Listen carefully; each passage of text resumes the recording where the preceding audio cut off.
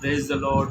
जय मसीह की। प्रभु आप सभी को बहुत बहुत आशीषित करे। मैं आप सभी का अमन दुगल पेज पर वेलकम करता हूं और आप अपने साथ में और भी लोगों को जोड़ लीजिए और ताकि हम आज की इस सभा को, आज के कलाम को, आज की आराधना को प्रभु बहुत बहुत आशीषित करे। तो आपसे रिक्वेस्ट है, आप अपने साथ में और भी लोगों को जोड़ लीजिए, अपने व्हाट्सएप ग्रुप में, अपने फेसबुक ग्रुप में, जितने भी आपके ग्रुप्स हैं। तो आप वीडियो को शेयर भी कीजिए और आपका मैं वेलकम करता हूं मेरे पेज पर, ताकि मैं सैटरडे को मेरे पेज पर मैं मंगलवार को मैं मेरे पेज पर आने वाला था, जहाँ पे कुछ लाइट का तो प्रॉब्लम बहुत था, जिसके कारण हमारा वाईफाई भी बंद था। तो बहुत प्रॉब्लम थी, तो जिसके कारण हमने मंगलवार की सभा को कैंसिल किया और हम आज गुरुवार को मैं मेरे पेज पर ही हूँ। तो आप जुड़ते जाए, वीडियो को शेयर भी करते जाए। Thank you Lord Jesus, thank you father. आपके व्हाट्सएप ग्रुप में भी आप वीडियो को शेयर भी कर सकते हो। Thank you. मैं ज़रा मेरे मोबाइल से मैं वीडियो को शेयर कर रहा हूँ। मैं 1 मिनट लूँगा आप सभी से, जब तक आप और भी लोगों को अपने साथ में जोड़ लीजिए। मैं चाहता हूँ आज की सभा एक अद्भुत सभा रहे, ताकि जिसमें प्रभु का अनुग्रह, प्रभु की सामर्थ, परमेश्वर का ग्रेस हमारे जीवन में हमारे जीवन में आए, ताकि हम प्रभु की अद्भुत महिमा को देखने पाए। तो जल्द से जल्द आप अपने व्हाट्सएप ग्रुप में शेयर कर लीजिए। मैं थोड़ा सा वीडियो को शेयर कर लेता हूँ मेरे मोबाइल से। मैं चाहता हूँ कि ताकि और भी लोग हमारे साथ में जुड़ जाए और प्रभु से तमाम आशीषों को, बरकतों को पा सके। Thank you Lord Jesus, hallelujah, glory to God Jesus, worship you Lord, hallelujah, thank you Lord Jesus, thank you Lord Jesus, hallelujah, स्तुति हो, महिमा हो, महिमा हो। थैंक यू फादर, स्तुति हो राजा, thank you Lord Jesus, hallelujah, hallelujah, hallelujah, स्तुति हो, महिमा हो। Thank you Father, thank you Father, thank you Lord Jesus, hallelujah, hallelujah, thank you Lord Jesus, thank you Father, thank you Father, thank you Father, hallelujah, स्तुति हो, महिमा हो राजा, hallelujah, स्तुति हो, स्तुति हो, थैंक यू लॉर्ड जीसस। चलिए, मैंने सब वीडियो मेरे व्हाट्सएप ग्रुप में, मेरे फेसबुक ग्रुप में मैंने वीडियो को शेयर कर दिया।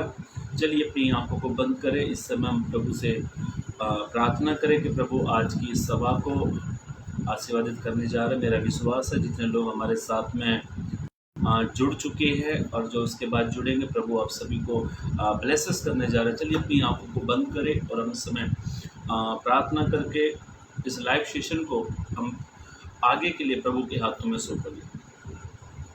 मेरे जीवित महान परमेश्वर पिता, एक बार फिर हम तेरे पास में आते प्रभु। तेरी दया, तेरी कृपा से प्रभु हमें एक एक दिन मिलता है, उसके लिए धन्यवाद। दाऊद बादशाह कहता प्रभु, मैं लेट गया फिर जाग उठा, क्योंकि यहोवा मुझे संभालते हैं। सच में प्रभु, ऐसे बुरे हालात परिस्थितियों में प्रभु आप हमें संभालते हैं, उसके लिए धन्यवाद। इस लाइव सेशन को प्रभु आप ब्लेस करें। आज की गीतों को, वचनों को प्रभु आप ब्लेस करें। तो जो भी मेरे भाई बहन जुड़ते प्रभु, आप एक को आप आशीर्वादित करें, उनके जीवन में काम करें, उनकी ज़रूरतों को पूरा करें प्रभु। आपने इस लाइव सेशन को ब्लेस किया, उसके लिए धन्यवाद। प्रार्थना प्रभु यीशु के नाम से मांगते हैं, आमीन। आइए हम एक गीत को गाकर आराधना करने जा रहे हैं। मैं विश्वास करता हूँ ये गीत आपको आता होगा। तेरे पास आते हैं, सच में हम जब यीशु के पास आते, भजन संहिता की किताब में लिखा हुआ है, भजन संहिता 16 अध्याय में लिखा हुआ है, तेरे निकट आनंद की भरपूरी है। जब हम प्रभु के पास में आते हैं, तो प्रभु के पास हम आते, प्रभु अपना आनंद से, अपनी शांति से, अपने प्रेम से, अपने अनुग्रह से प्रभु हमें भरता है। आइए इस गीत को गाकर हम प्रभु की महिमा करें। तेरे पास आता हूँ यीशु, तेरे पास, एक बार कहिए, तेरे पास आता हूँ यीशु, तेरे पास, एक बार और, तेरे पास आता हूँ यीशु, तेरे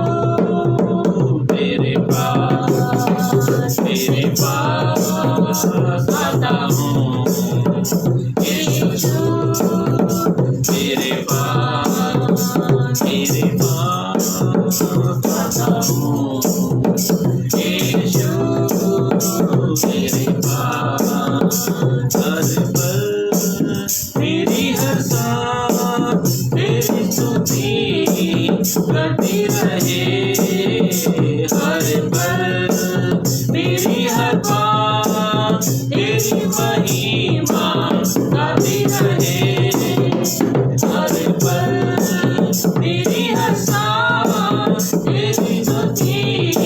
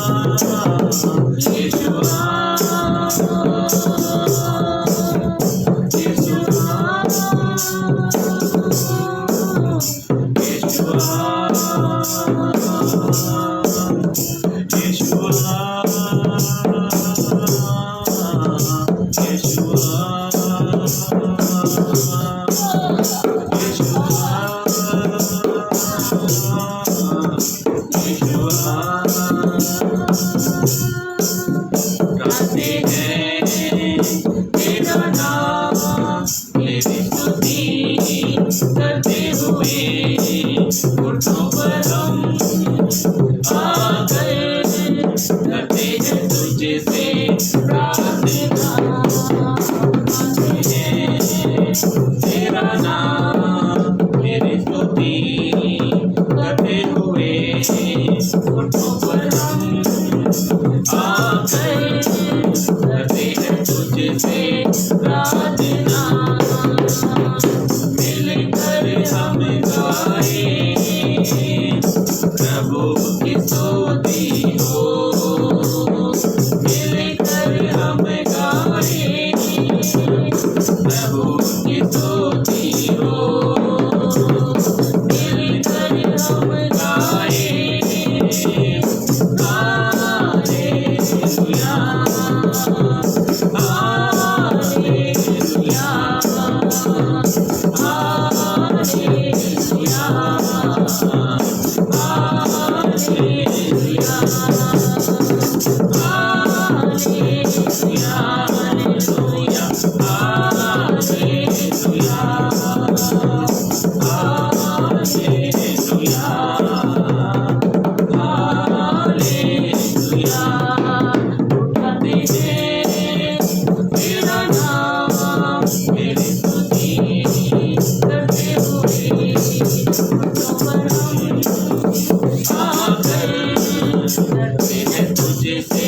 प्रार्थना।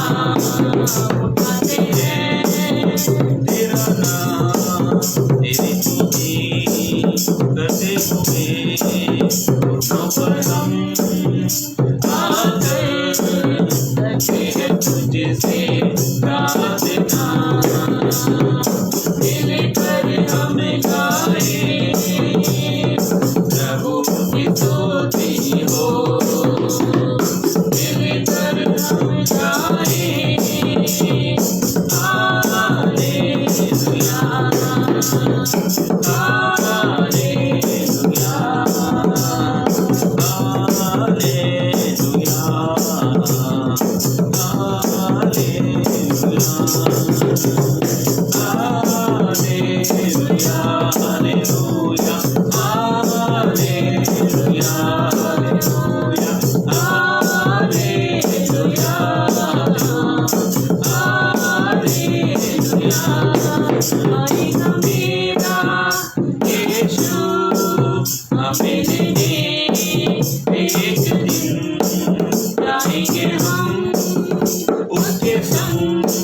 जहाँ पर होगा आनंद जीवन, आएगा मेरा यीशु हमें लेने।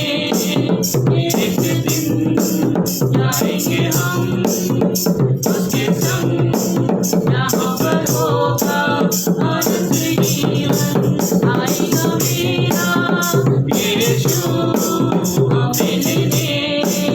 एक दिन जाएंगे हम उसके संग, जहाँ पर होगा आनंद जीवन।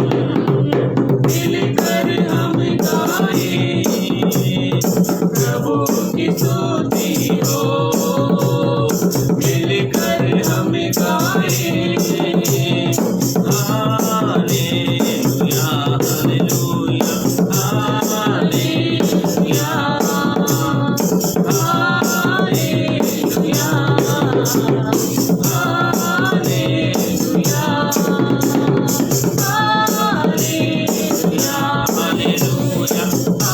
हालेलुया हालेलुया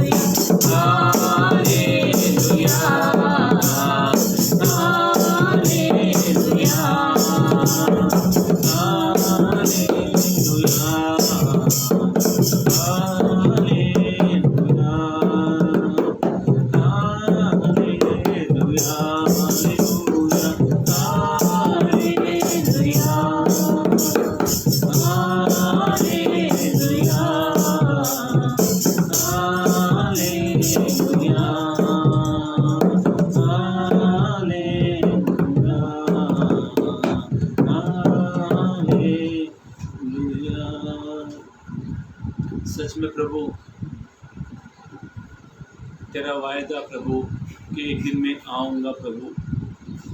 प्रभु उस समय के लिए हम अपना आप को तैयार करेंगे प्रभु, और तू हमें सहायता, तू मदद कर प्रभु। तेरी हम स्तुति करते, तेरी महिमा करते प्रभु।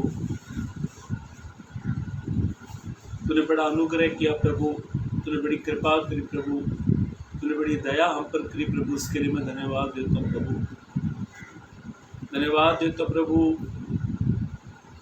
इस आराधना के माध्यम से प्रभु मैं विश्वास करता हूँ मेरे खुदा तुझे महिमा मिली प्रभु। वचन को आप ब्लेस करें प्रभु, ताकि तेरा वचन हमारे जीवन में प्रभु आशीष को, बरकत को लेकर आए प्रभु।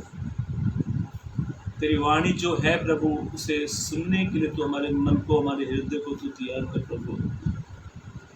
हमारे मनों को, हमारे समझ को, हमारी बुद्धि को तू खोल प्रभु, ताकि तेरा वचन हमारे जीवन में प्रभु तमाम आशीषों को, बरकतों को लेकर आए प्रभु। आपने ऐसा किया मेरे खुदा, उसके लिए धन्यवाद करता हूँ प्रभु जी।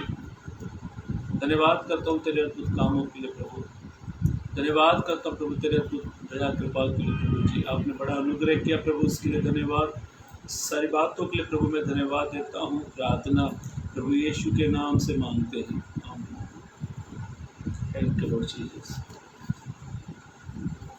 आइए इस समय हम वचन की ओर जाएंगे। तो आप अपने साथ अपने पवित्र कलाम को खोल लीजिए। आज का वचन टाइटल मैंने डाल के रखा हुआ है। आज हम एक खास ही वचन पर हम लोग मनन करने वाले हैं। एक भाई ने मुझसे कहा,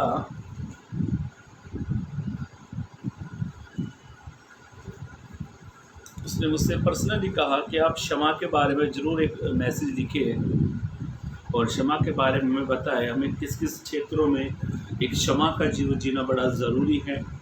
और सचमुच ये हमें सीखना भी चाहिए। बहुत सारी बातें जो प्रभु की बातें, जिनसे हम भली बातें प्रभु की बातों को जानते हैं, समझते भी हैं, पर कई बार हम उन बातों को इग्नोर करते हैं, उन बातों की तरफ कभी ध्यान नहीं देते हैं।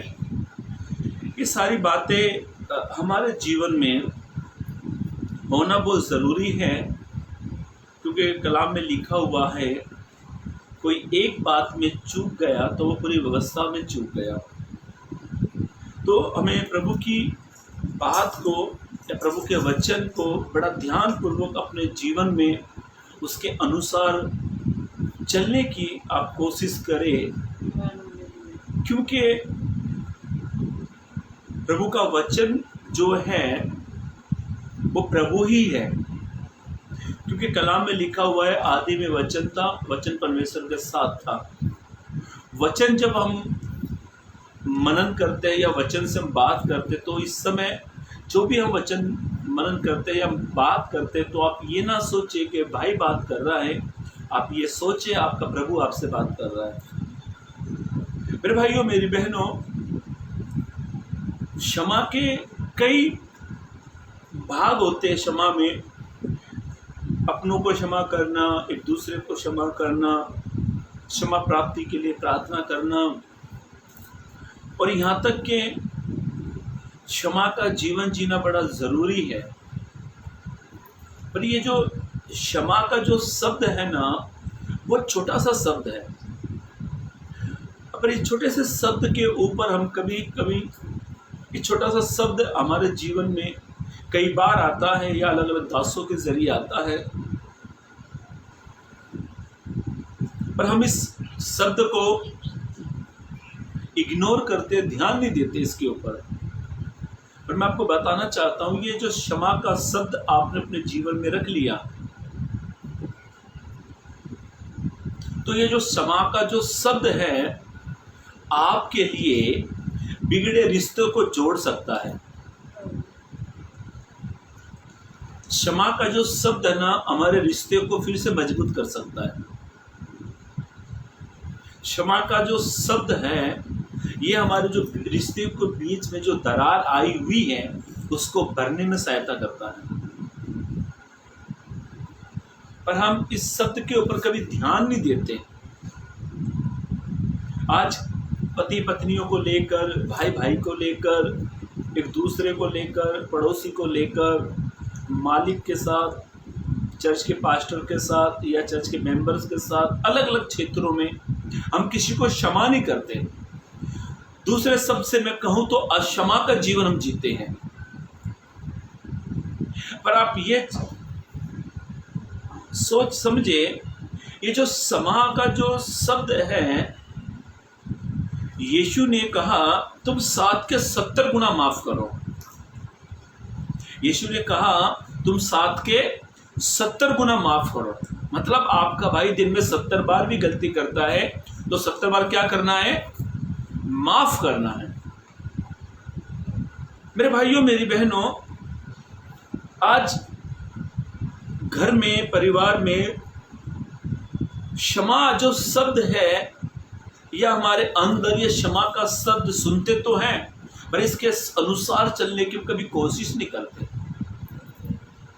मैं आपके सम्मुख ज़्यादा नहीं, कुछ उदाहरण या कुछ पवित्र ग्रंथ बाइबल में से कुछ वचन मैं आपके सम्मुख रखना चाहता हूं, जिससे हम ये देखेंगे कि हमारे साथ हो सकता है कई लोगों ने बुरा किया होगा, कई लोगों ने जो आशीष हमारे हिस्से में आने वाली थी वो हमसे छीन ली, हमारे साथ एक दुर्व्यवहार किया होगा, कई लोगों ने हमारा बहुत नुकसान भी किया होगा, कई लोगों ने हमारे दिल को बहुत चोट भी पहुंचाई होगी, और यहाँ तक कि कोई लोगों ने हमको तुच्छ भी समझा होगा।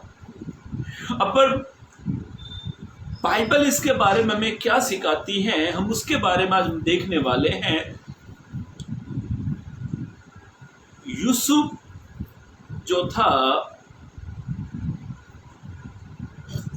वह याकूब का बेटा था, और यूसुफ के 12 बेटों में से सबसे छोटा बेटा था। यूसुफ जो था, याकूब उससे बहुत प्यार करता था। अब याकूब यूसुफ के भाइयों ने, जो उसके भाई थे, यूसुफ के साथ कुछ अच्छा उन्होंने नहीं किया। यूसुफ के साथ में कई बार हमारे साथ भी कुछ लोग अच्छा नहीं करते और हम उसके लिए अपने मन में क्या रख लेते हैं? नफरत रख लेते हैं। बदले की भावना हमारे मन में आ जाती हैं। यूसुफ के भाइयों ने यूसुफ के साथ बहुत बुरा व्यवहार किया, उसको गड्ढे में डाला, घर में झूठी खबर पहुंचाई कि यूसुफ को जंगली जानवरों ने खा लिया, पिता से झूठ बोला। यूसुफ को जब गड्ढे में से निकाला तो कुछ लोग वहां से गुजर रहे थे। 20 चांदी के सिक्कों में यूसुफ को 30 चांदी के सिक्के शायद वहां पर है, 20 नहीं होंगे सर, मैं समझ चाहता हूँ, एक मिनट। यूसुफ के भाइयों ने 20 चांदी के सिक्के, राइट, 20 चांदी को सिक्कों को लेकर उसके भाइयों ने कुछ लोगों को बेच दिया। कहने का अर्थ है कि यूसुफ के जीवन से हम कुछ बात सीख सकते हैं, और मैं विश्वास करता हूं आप यूसुफ के बारे में बहुत सारी बातें जानते होंगे, और यूसुफ के जीवन से एक चीज हमें सीखने को मिलती है, वो है भलाई करना। यूसुफ के भाइयों ने उसके साथ बहुत बुरा व्यवहार किया, बहुत बुरा व्यवहार किया। और यूसुफ ने, ऐसा लिखा है कलाम में, जब पूरी दुनिया में अकाल पड़ा, कलाम में ऐसा लिखा है कि याकूब ने अपने बेटों से कहा जाओ मिस्र देश में जाओ, वहां पर क्या मिलेगा? क्या मिलेगा? अनाज मिलेगा। यूसुफ के भाई मिस्र देश में आए, और उस समय मिस्र देश में यूसुफ एक अच्छे पद पर था। यूसुफ ने अपने भाइयों को पहचान लिया, कलाम में लिखा हुआ यूसुफ ने उनको पहचान लिया, पर उसके भाई यूसुफ को नहीं पहचान पा रहे थे। यूसुफ के पास एक बदला लेने का मौका भी था अपने भाइयों के साथ। फिर भी हम यूसुफ के जीवन से एक बात सीखने वाले हैं, एक आयत को हम पढ़ने वाले हैं। आपको वो वचन मिलेगा उत्पत्ति की किताब, उसका 50 अध्याय, एकदम लास्ट का, उत्पत्ति की किताब उसका 50 अध्याय पद 17 को पढ़े।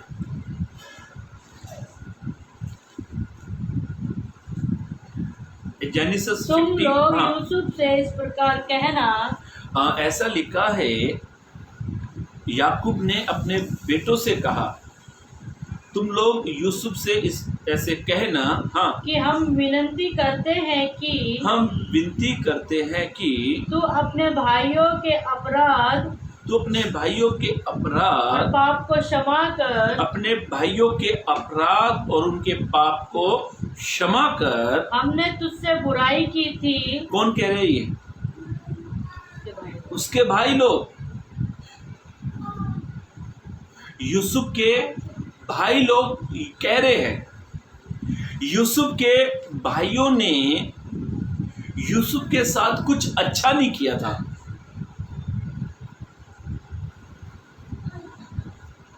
कलाम में लिखा हुआ है, यूसुफ ने कहा कि मैंने अपने भाइयों को यूसुफ ने माफ कर दिया, क्षमा कर दिया।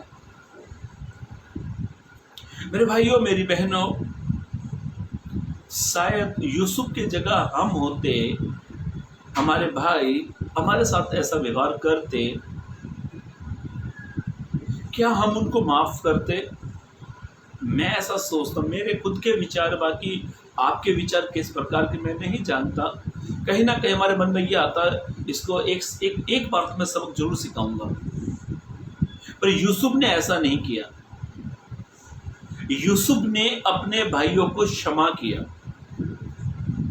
यूसुफ के जीवन से हम इस बात को सीख सकते हैं कि यूसुफ का जो जीवन था वो क्षमा का जीवन था। यूसुफ ने अपने भाइयों के साथ बुराई नहीं की, यूसुफ ने अपने भाइयों को साथ भलाई की। कलाम में लिखा हुआ, तू भलाई से बुराई को जीत लेना। मेरे भाइयों, मेरी बहनों, हमें क्षमा करना बड़ा जरूरी है। और ये जो क्षमा हमारे जीवन से बहुत मुश्किल होता है, मैं क्यों उसको माफ करूं? चर्च में, कलीसियाओं में, परिवार में, हर जगह पर हम एक सिद्धांत अपने मन में रखते हैं, एक निर्णय रखते हैं, मैं क्यों क्षमा करूं? कलाम में लिखा हुआ है, इब्रानियों की किताब के 13 अध्याय में, भाईचारे की प्रीति खत्म नहीं होनी चाहिए। इब्रानियों के 13 के पहले पद में लिखा, शायद जहां तक मैं श्योर हूं, वहां पे लिखा हुआ है, भाईचारे की प्रीति खत्म नहीं होनी चाहिए। भाईचारा मतलब बना रहना चाहिए। यूसुफ ने ऐसे लिखा है, उसके वचन पढ़ लीजिए। हाँ, उसका 17 वचन पढ़ लीजिए, 17 वचन। हाँ, उत्पत्ति 50 अध्याय उसका 17 पद को पढ़े।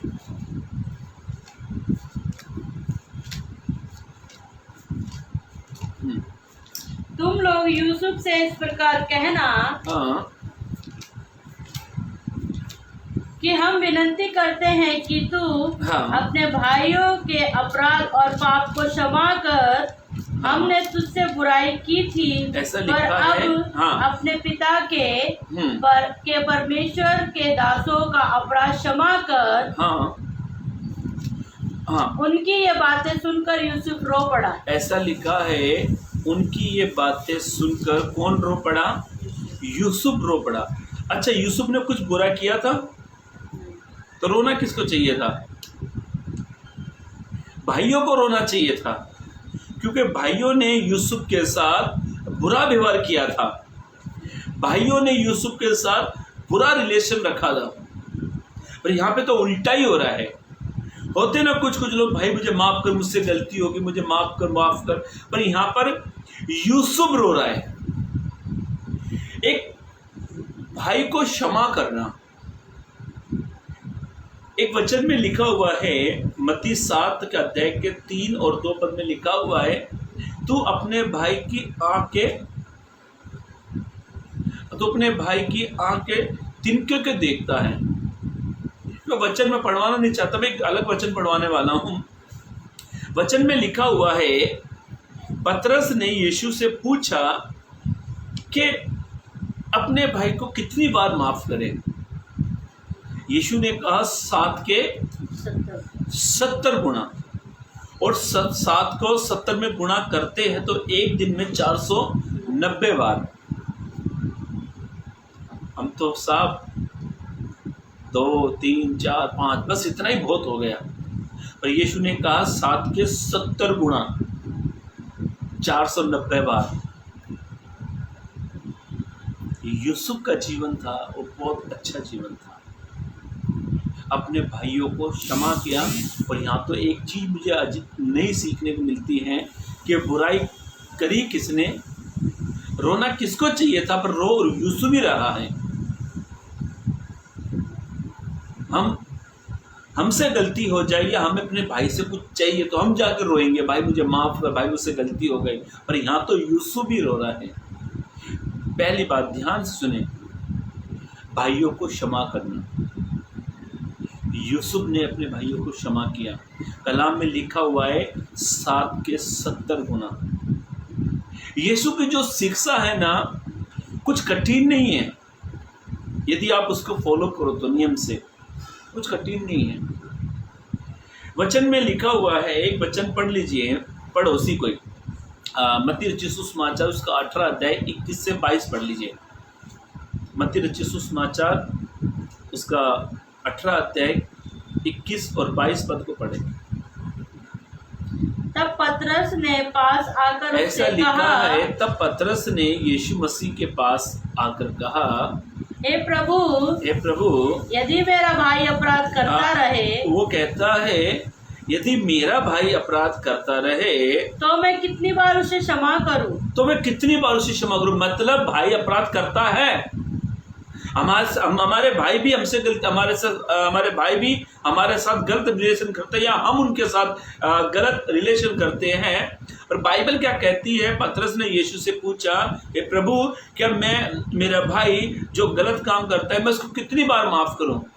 पर यीशु मसीह ने कहा तू 7 के 70 गुना, मतलब एक दिन में 490 बार क्षमा करना है। ये बहुत मुश्किल है हमारे लिए, पर हम सोचते हैं ये हमारे साथ, ये हमसे नहीं होगा। पर मेरे भाइयों, मेरी बहनों, यदि सच में हम प्रभु के दास और दासियां हैं, बेटे और बेटियां हैं, तो ये प्रभु का स्वभाव हमारे अंदर होना बहुत जरूरी है। 7 के 70 गुना। देखो, क्षमा हमारे जो रिलेशन जो खराब है, याकूब यूसुफ के भाइयों ने यूसुफ के पास आए तो उस रिलेशन को उन्होंने मेंटेन कर लिया, वो रिश्ते को फिर से बना लिया।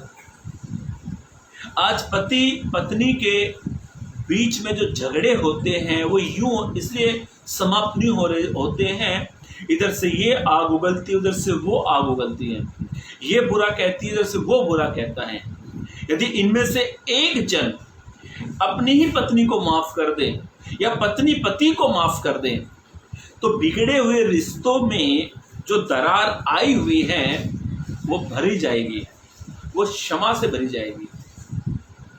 बच्चे गलत काम करते हैं और बच्चे अपने माँ बाप से क्षमा मांग ले तो माँ बाप उनको जब क्षमा करते तो वो रिश्ता फिर से जुड़ जाता है। मेरे भाइयों, मेरी बहनों, मुझे कई लोगों के ऐसे मैसेज आए हुए कि पति पत्नी को रिलेशन को लेकर, और हम उनके लिए दुआ प्रार्थना अभी भी करते हैं, हम हमारा काम भी करेंगे, हम उनके लिए प्रार्थना करते और करते ही रहेंगे। यदि आप इस वचन को सुन रहे हो तो यूसुफ के समान आप अपनी पत्नी को माफ करो। ये पत्नियों, यूसुफ के समान आप अपने पति को माफ कर दो, क्षमा कर दो। मैं विश्वास करता हूं कि आपके रिश्ते फिर से बन जाएंगे। पतरस से प्रभु ने पूछा तो प्रभु ने कहा 7 के 70 गुना 490 बार माफ कर दो। क्षमा करना बहुत जरूरी है। यदि आप और मैं इस प्रकार का जीवन नहीं जीते हैं तो फिर हमारा मसीह जीवन जीना कुछ फायदे का भी नहीं है। जब हमारे अंदर मसीह का इतना सा भी स्वभाव नहीं है क्षमा करने का, तो मतलब ही नहीं है फिर मसीह जीवन जी का। याकूब एक बार एसाव जंगल में से घर पर आया। याकूब दाल बना रहा था, दाल। याकूब को एसाव को बहुत भूख लगी और याकूब दाल बना रहा था, दाल। ये याकूब और एसाव ये इसहाक के बेटे थे दोनों। याकूब और एसाव इसहाक के बेटे थे और एसाव जो था वो याकूब से बड़ा था। याकूब घर में खाना पका रहा था, दाल बना रहा था और एसाव जंगल में से आया और एसाव को बहुत भूख लगी। जब उसने अपने भाई से खाना मांगा तो याकूब ने कहा, तू अपने पहलौठे का अधिकार मुझे दे दे, और एसाव ने दे दिया। एसाव ने वो पहलौठे का अधिकार उसको दे दिया। ये पहलौठे का जो अधिकार, जो आशीष था, ये खुदा ने पहले जो पहला बच्चा होता था ये उसके लिए ठहराई है। और मैं इसके ऊपर मैंने एक मैसेज लिखा भी हुआ, कभी मैं जरूर अपने पेज पे करूँगा। पहलौठे की जो आशीष खुदा ने ठहराई है। ध्यान से सुने, याकूब ने अपने भाई से पहलौठे का अधिकार ले लिया और याकूब ने एक और धोखा किया। अपने भाई का अधिकार लेकर वो भाग गए अपने मामा लबान के यहाँ पर। जब एसाव अपने भाई से घात करने के लिए, उसको मारने के लिए, ऐसा लिखा है एसाव 400 लोगों को लेकर चला अपने भाई को मारने के लिए। क्या एसाव ने याकूब को मारा या याकूब ने एसाव को मारा? नहीं। ऐसा लिखा है याकूब अपने भाई को देखकर याकूब अपने भाई एसाव को देखकर रोने लगा और दोनों भाइयों के अंदर कहीं भी नहीं लिखा है कि एसाव ने याकूब को मारा है। एसाव ने अपने भाई को माफ कर दिया। मेरे भाइयों, मेरी बहनों, हो सकता है कई लोगों ने हमारी आशीषों को, हमारे अधिकार को, हमारी ब्लेसेस को, जो चीज़ हमारे हक में आनी चाहिए थी, हमारे अधिकार में आने वाली चीज़ थी, जो हमारे अपनों ने हमसे छीन ली है। बदले की भावना ना रखें। एसाव गया तो था बदला लेने के लिए, पर उसने याकूब के साथ कोई बदला नहीं लिया। मतलब भाईचारे की प्रीति। मेरे भाइयों, मेरी बहनों, यूसुफ के साथ भी ऐसा ही हुआ। यूसुफ ने अपने भाइयों को माफ कर दिया। जब यूसुफ अपने भाइयों को माफ कर रहा है, तब एसाव अपने भाइयों को माफ कर रहा है, तो फिर हम अपने मसीह भाइयों को माफ क्यों नहीं करते? हमारे अंदर ये स्वभाव क्यों नहीं है? एक वचन पढ़ लीजिए, इसी का मत्ती रचित सुसमाचार, उसका 18 अध्याय पद 35 को पढ़ लीजिए। बहुत अच्छा वचन है, 35 पद, लास्ट वचन एकदम। इसी प्रकार यदि तुम में से हर एक अपने भाई को मन से क्षमा न करेगा, ऐसा लिखा है, अपने भाई को मन से क्षमा ना करेगा, तो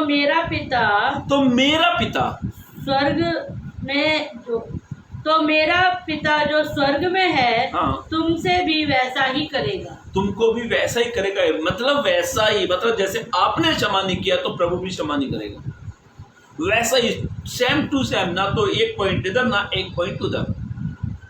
तुम क्षमा करो तो तुम्हें भी क्षमा किया जाएगा। इन दोनों घटना से एक चीज मुझे बहुत अच्छी लगी। याकूब ने के अंदर बदले की भावना नहीं थी।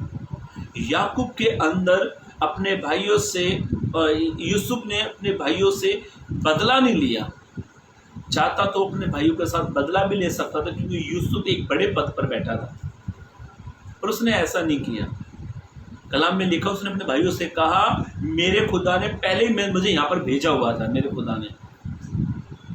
मेरे भाइयों, मेरी बहनों, एसाऊ ने भी अपने भाई के साथ बदला लेने की प्लानिंग करी, पर बदला लिया नहीं उसने। यहाँ पे लिखा हुआ है, इस प्रकार यदि तुम में से हर एक अपने भाइयों को मन से क्षमा ना करे तो मेरा स्वर्गीय पिता तुम्हें क्षमा कभी नहीं करेगा। यदि तुम क्षमा नहीं करो तो हमें भी क्षमा नहीं किया जाएगा। यदि हम क्षमा करते हैं तो प्रभु हमें भी क्षमा करेगा। आज तो मैं एक बात हमेशा कहता हूँ और मैं मेरे मन में रखा हूँ, मैं बोलूंगा जरूर आज। मसीह जीवन में ये क्षमा शब्द तो है ही नहीं। सबके पास ये क्षमा शब्द हो सकता है, पर मसीहियों के पास तो है ही नहीं। मसीह में है, पर मसीह का स्वभाव नहीं है। महात्मा गांधी जी ने कहा कि मसीह बहुत अच्छा है, पर मसीह के लोगों के अंदर मसीहत नहीं दिखाई देती। ढीठपन भी एक पाप है। गुस्सा, जलन, नफरत, ये सारे काम हमारे अंदर पाए जाते हैं, पर हम कहते हैं मैं यीशु से प्यार करता हूं, मैं यीशु से मोहब्बत करता हूं, ना मुझे कोई अलग कर सकता, ना तलवार, ना भुखमरी, ना नंगाई। ये सारे वचन हम बोल बोल कर हम वायदा करते हैं मैं प्रभु से बहुत प्यार करता हूं। जब प्रभु से आप प्यार करते हो तो प्रभु का स्वभाव भी थोड़ा हमारे अंदर आना चाहिए। कलेसिया छोड़ने को तैयार हो जाएंगे, पर भाई को माफ नहीं कर सकते। इसने मुझे ऐसा क्यों कहा? ये क्या पास्टर है, ये क्या असिस्टेंट है, या क्या चर्च का एल्डर है? इसने मुझसे कहा यदि ये मेरे घर पर आकर ना करना रगड़े ना, मैं माफ नहीं करूंगा। ये मसीहों का स्वभाव है। तुम्हारा काम है माफ करना। सामने वाले तुम्हारे साथ कैसा व्यवहार किया है उसका जजमेंट, उसका न्याय वो करेगा, तुम मत करो। तुम अपने जीवन से यदि तुम क्षमा नहीं करते हो तो तुम्हारे मसीह जीवन के ऊपर ये टाइटल लग जाएगा, ये भाई अक्षमा का जीवन जीता है। यूसुफ ने अपने भाइयों को माफ कर दिया। आपने मसीह जीवन में 10 काम बहुत अच्छे किए, आपने मसीह जीवन में 10 काम बहुत अच्छे किए, और एक काम आपने ठीक नहीं किया। ये एक काम आपके 10 कामों को व्यर्थ कर देगा। आप प्रार्थना करते हो, वर्शिप करते हो, सुसमाचार सुनाते हो, चर्च में टाइम से आते हो, कांगो बजाते हो, छान, जो भी आप आज के काम करते हो सब ठीक करते हो, अच्छा है, सब कुछ आप अच्छा कर रहे हो। यदि आपने एक बार भी किसी को माफ नहीं किया तो इस एक गलती आपके पूरे आत्मिक जीवन में, आपके पूरे गवाही को या टेस्टमनी को या आपके आत्मिक जीवन को बिगाड़ देगी। आज यही होता है ज़्यादा करके। उसने मुझे ऐसा बोला है, मैं माफ़ नहीं करूँगा या मैं माफ़ नहीं करूँगी। मैंने कोई गलती नहीं बताया, मैंने तुमका चेहरा दिखाया इधर शीशे में, तुम्हारा जीवन ऐसा देखो। एक तो दूसरे को जीवन को दिखाना छोड़ दो। मैं क्यों माफ़ी मांगू? मैंने तो जायज बात बोली है, भाई तुम गलत जीवन जीते हो, भाई तुम गलत जीवन जीते हो, मैंने जायज बात बोल दी है। पर सामने वाला क्या होता है, ये होता को ना बोलने मन। ये सारे काम मसीहों के अंदर हैं। यदि आप सब बातों को छोड़कर ये कहे मैंने क्षमा कर दिया, जाओ भाई, बाकी प्रभु जाने और आप जाने। यदि आपके अंदर ये शब्द आ गया, मैंने क्षमा कर दिया, तो आपकी एक गवाही बनेगी। मान लिया जाए आपको चर्च में काफ़ी लोगों ने आपको बुरा भला कहा होगा, मारा होगा, पीटा भी होगा, और आपके मुख से बार बार एक शब्द निकल रहा है, माफ, सबको माफ करता, माफ करता, माफ करता, माफ करता हूँ। मालूम है चर्च के अंदर आपकी गवाही बन जाएगी, ये भाई क्षमा करने वाला जीवन रखता है। यदि गलती से किसी ने आपकी जगह पर आप बैठ गए हो और आपने सामने वाले को गुस्से से कहा ये मेरी जगह बैठे, और आपने उसका बुरा व्यवहार किया हो, और आप आओ रबा रबा रबा रबा हो हालेलुया, आप कुछ भी करते जाओ, तो सामने वाला क्या कहेगा, ढोंगी है, पाखंडी है, माफ तो नहीं करता। ये कहने का मतलब है इतना सा शब्द है क्षमा। ये इतना सा शब्द क्षमा हमारी पूरे जीवन पर आधारित है। ये हमारी गवाही को बिगाड़ भी सकता है, ये हमारी गवाही को बना भी सकता है। यदि आप क्षमा का जीवन जीते हो तो आपकी गवाही बनती है, यदि आप क्षमा नहीं करते हो तो आपकी गवाही बिगड़ती है। मेरे भाइयों, मेरी बहनों, आज घर इसलिए बर्बाद होते हैं कि पति पत्नी के बीच में क्षमा का शब्द नहीं है। आज जवान जवान बच्चे अपने माँ बाप को तुच्छ समझते। मैं ये नहीं कहता हूँ कि पत्नी के साथ शादी के बाद तुम अपने माता पिता का आदर मत करो। पत्नी के चलते मैं ये नहीं कहता हूँ कि माँ बाप को गालियाँ दो। मैं ये भी नहीं कहता हूँ कि माँ बाप के चलते पत्नी को गाली दो। यदि इन रिश्ते को आप बनाना चाहते हो, यदि हमारे रिश्ते अच्छे रहने चाहिए, माँ से कुछ गलती होती है या बाप से गलती होती तो माफ़ कर दो। पत्नी से कुछ गलती होती है तो पत्नी को माफ़ कर दो। यदि आप माफ़ नहीं करोगे और वो माफ़ नहीं करेगा तो रिश्ते, दुनिया का कोई भी ताकत लगा दो, आपके रिश्ते कभी मजबूत नहीं हो सकते। मुझे कुछ लोगों ने ये विषय दिया हुआ कि आप हमारे लिए प्रार्थना करें। जब भी हम अपनी फैमिली प्रेयर के लिए बैठते हैं, उनके लिए प्रार्थना करते हैं। हम प्रार्थना करेंगे आपके लिए। फिर आपका भी एक काम है अपनी पत्नी को माफ़ करना, आपका भी एक काम है अपने पति को क्षमा करना। वाला काम हो रहा, हम जोर पे जोर लगाए जा रहे, आप क्षमा ही नहीं कर रहे। हम तो जोर लगा रहे, प्रभु पत्नी के मन को बदल, प्रभु पति के मन को बदल। वाला काम हो रहा है लड़ती है फौज नाम सरदार का। सरदार घर में बैठा मजे से है, बस चाय वाय पी रहा है, न्यूज में देख रहा है कैसे कैसे युद्ध हो रहा है यार। लड़ती है फौज नाम सरदार का। घुटने हम तोड़ रहे हैं, प्रार्थना हम कर रहे हैं और आप कुछ कर भी नहीं रहे हो। क्षमा करो। क्षमा जो छोटा सा शब्द है ना, आपके बिगड़े हुए रिश्ते को फिर से संवार देगा, फिर से बना देगा वो रिश्ते को। आप क्षमा ही नहीं करोगे तो हमारी प्रार्थना भी व्यर्थ हो जाएगी, मुझे तो ऐसा लगता है। मेरे भाइयों मेरी बहनों, एसाऊ ने अपने भाई याकूब को माफ कर दिया, यूसुफ ने अपने भाइयों को माफ कर दिया। मतलब भाइयों को क्षमा करना। दूसरी बात की ओर चलिए हाँ, कुछ बात हम लोग सीखने वाले हैं वचन से। कलाम में लिखा हुआ है, जब इजरायलियों से गलती हुई, गुनाह हुई, अपराध हुआ, जब इजरायलियों को प्रभु मारने पर था तो मूसा ने बीच में बिचवाई करी। मूसा ने कहा, या तो तू प्रभु इनको माफ कर, या तो जीवन की पुस्तक से मेरा भी नाम काट दे। पढ़े वचन को, निर्गमन की किताब 32 अध्याय, निर्गमन की किताब उसका 32 अध्याय उसका 32 पद को पढ़े। तो भी अब तू उनका पाप क्षमा कर। अभी समाचार पहले पीछे कर दो। ऐसा लिखा है, मूसा ने कहा तो भी तू उनका पाप क्या कर, क्षमा कर। हाँ, नहीं तो अपनी लिखी हुई पुस्तक में से मेरे नाम को काट दे। मतलब पुस्तक है, जीवन की पुस्तक है। मूसा ने बताया वचन में जीवन की पुस्तक है, तभी तो मूसा ने कहा है। मूसा ने कहा प्रभु से, या तो तू इनको माफ कर दे। किनको? इजराइलियों को माफ कर दे, या तो फिर जीवन की पुस्तक से मेरा नाम काट दे। अपने लोगों के लिए क्षमा प्राप्ति की प्रार्थना। मूसा अपने लोगों की क्षमा प्राप्ति के लिए कहता है, या तो तू इनको माफ कर, या तो फिर मेरा भी नाम काट दे। मतलब जीवन की पुस्तक है जहाँ पर हमारे बुरे और अच्छे काम लिखे गए हैं। मतलब है किताब। भाई इस वचन को आप जरूर सुन लेना। एक भाई ने मुझसे कहा, सच में जीवन की किताब है क्या? वचन में लिखा हुआ है किताब है, तभी तो मूसा ने कहा है जीवन की किताब है। मूसा कहता है प्रभु से, या तो तू मुझे क्षमा कर, या तो तू इन लोगों को क्षमा कर, या तो जीवन की पुस्तक से मेरा भी नाम काट दे। मतलब अपने लोगों के लिए क्षमा प्राप्ति।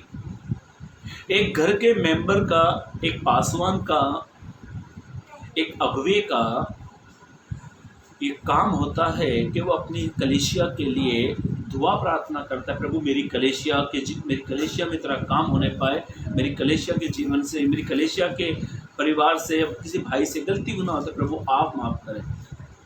मैंने कई प्रभु के बड़े बड़े दासों को देखा है जो प्रार्थना करते थे, वो कलीसिया के लिए भी प्रार्थना करते, प्रभु इन लोगों को तू माफ कर। दूसरा एक स्वभाव हमको जीना है, वो है अपने लोगों की क्षमा प्राप्ति के लिए प्रार्थना करना। पहला स्वभाव हमने देखा भाइयों को क्षमा करने का जीवन। दूसरा है पॉइंट क्षमा प्राप्ति, मतलब अपने लोगों की क्षमा प्राप्ति के लिए।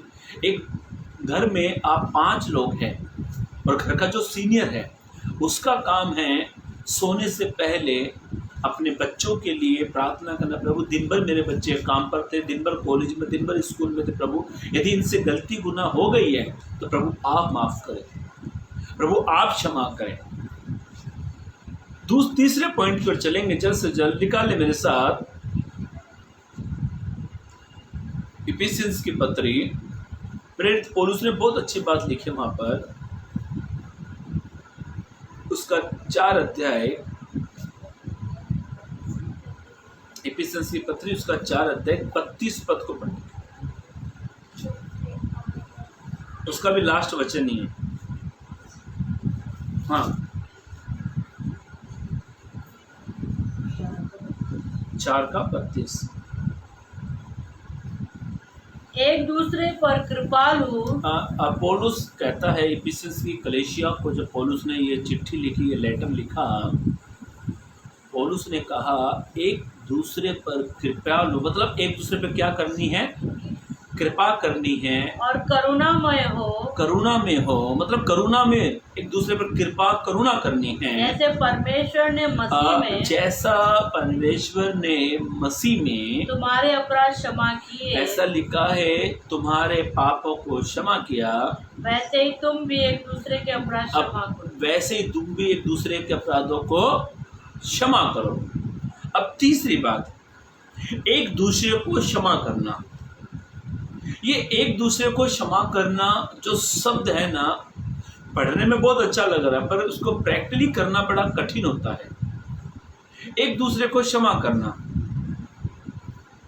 मेरे भाइयों मेरी बहनों, पौलुस इस कलीसिया को इसलिए लेटर लिखता है क्योंकि इस कलीसिया में आपसी मतभेद हो रही थी, और पौलुस कहता है कि तुम एक दूसरे को क्षमा करो, एक दूसरे पर कृपा करो, एक दूसरे पर दया करो, जैसा मसीह में अन्वेषण ने हमारे अपराधों को, पाप को क्षमा किया है, वैसा ही तुम एक दूसरे को क्या करो, माफ करो, क्षमा करो।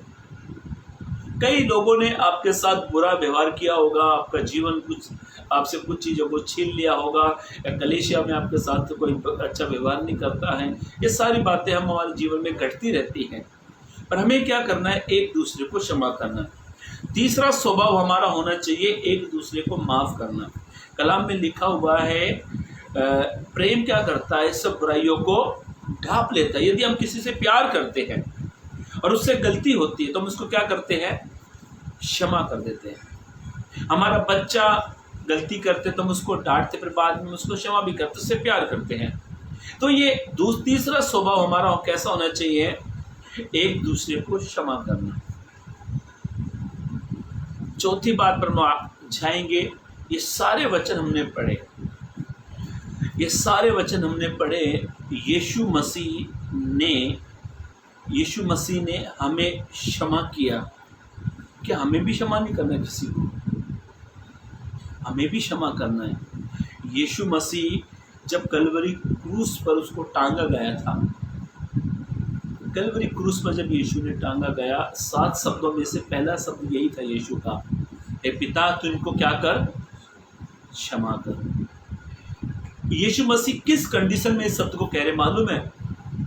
बॉडी में से खून इतना निकल गया है, बॉडी को इतनी तरीके से कोड़ों से पूरी छलनी कर दिया यीशु के शरीर को। इतनी बुरी तरीके से यीशु मसीह को बुरी तरीके से मारा गया, पीटा गया, सर में कांटों का ताज उसको पहना दिया, जमीन और आसमान के बीच में क्रूस उसको टांग दिया गया, 5 से 7 इंच के कीले उसके हाथों में ठोके गए। दोपहर का समय था,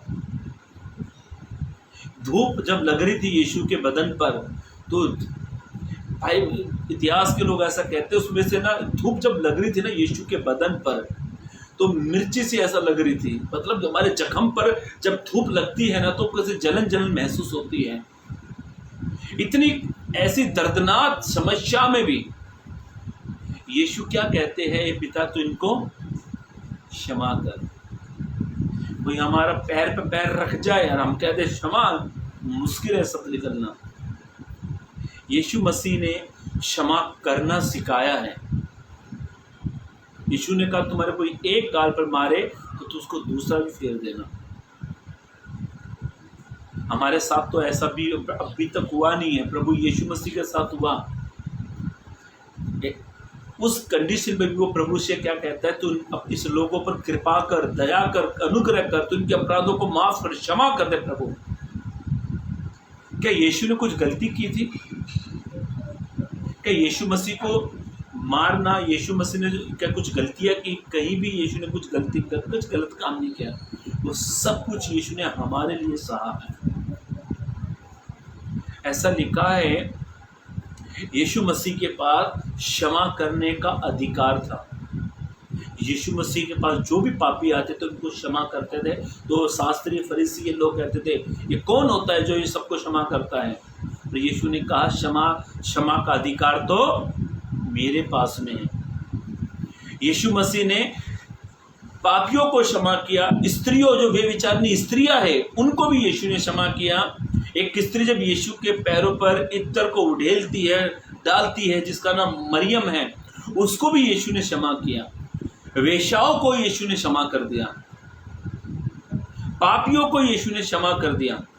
और यीशु ने खुद कहा है कि क्षमा करने का अधिकार तो मेरे पास में है। और वही अधिकार प्रभु हमें भी देता है कि तुम भी क्या करो, क्षमा करो। और यीशु मसीह ने यूहन्ना रचित सुसमाचार के 1 के पहले 9 पद में कह दिया है, वह क्षमा करने में विश्वास योग्य और धर्मी। प्रभु क्षमा करने में विश्वास योग्य है। हमें भी वैसा बनना है, हमें भी उस प्रकार का जीवन जीना है। यीशु के समान हमें बनना है, यीशु के जैसा हमें बनना है।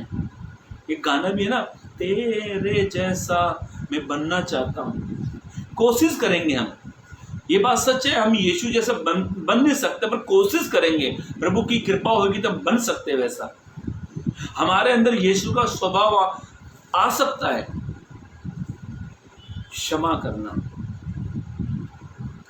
पहला स्वभाव, भाइयों को क्षमा करना। दूसरा, अपने लोगों को क्षमा प्राप्ति के लिए प्रार्थना करना। तीसरा, एक दूसरे को क्षमा करना। और चौथा, यीशु मसीह ने क्षमा करके दिखाया, तो हमें भी यीशु के समान हर लोगों को क्षमा करना है।